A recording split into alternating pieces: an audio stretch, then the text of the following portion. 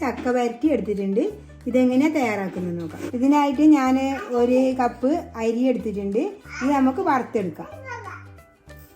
ഇത് വറുക്കാൻ വേണ്ടി ഒരു ചട്ടി എടുപ്പത്ത് വെച്ചിട്ടുണ്ട്. ഇത് നമുക്ക് ഇതിലേക്ക് ഇട്ട് കൊടുക്കാം. ഇത് കഴുകിയ അരിയാണ്. അതുകൊണ്ട് നമുക്ക് ഇതേപോലെ തന്നെ വറുത്തെടുക്കാം. അരി വറുത്തിട്ടായിട്ടുണ്ട്. ഇതിന് തണ്ണിച്ചാമ പൊടിച്ചെടുക്കാം. അരി വറുത്ത് പൊടിച്ചെടുത്തിട്ടുണ്ട്. ഇത് നമുക്ക് തയ്യാറാക്കുന്നത് എങ്ങനെ നോക്കാം. 1 ഗ്ലാസ് അരിക്കാണ് 1 കപ്പ് തേങ്ങ എടുത്തിട്ടുള്ളത്. അത് ജാറിലേക്ക് ഇട്ട് കൊടുക്കാം. അങ്ങനെ 1 കപ്പ് വെല്ലം എടുത്തിട്ടുണ്ട്. ഇത് ചെറുതായി നുറുക്കിയെടുത്ത വെല്ലമാണ്. ഇതിൽ പൂഴിയൊന്നുമില്ല. അതൊന്നും നല്ല വെല്ലം ഇത്. അത് ഞാൻ ഇതിലേക്ക് ഇട്ട് കൊടുക്കാം.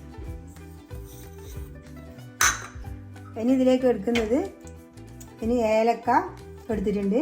ഒരു 5 ഏലക്ക എടുത്തിട്ടുണ്ട്. ഇത് ഞാൻ കഴുകി വെയിലത്തിട്ട് ഉണക്കിയതാണ്. ഇത് നമുക്കിതിലേക്ക് ഇട്ട് കൊടുക്കാം. ഇതിന് നന്നായി ഒന്ന് അരച്ചെടുക്കാം. വെല്ലവും തേങ്ങയും നന്നായി അരച്ചെടുത്തിട്ടുണ്ട്. ഇനി നമുക്ക് ഇതിലേക്ക് വരട്ടിയ ചക്ക ഇട്ട് കൊടുക്കാം.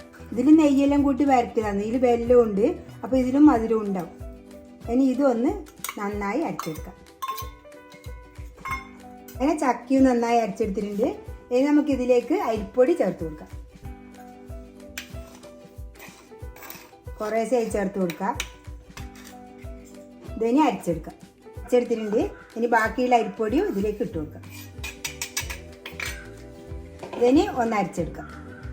ഇത് അരച്ചെടുത്തിട്ടുണ്ട്. നമുക്കൊരു പാത്രത്തിലേക്ക് മാറ്റി കൊടുക്കാം.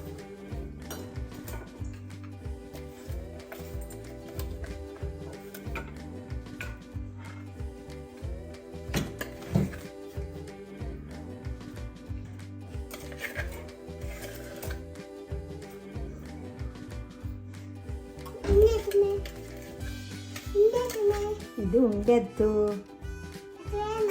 അത്തുന് തരൂല അച്ഛമ്മ.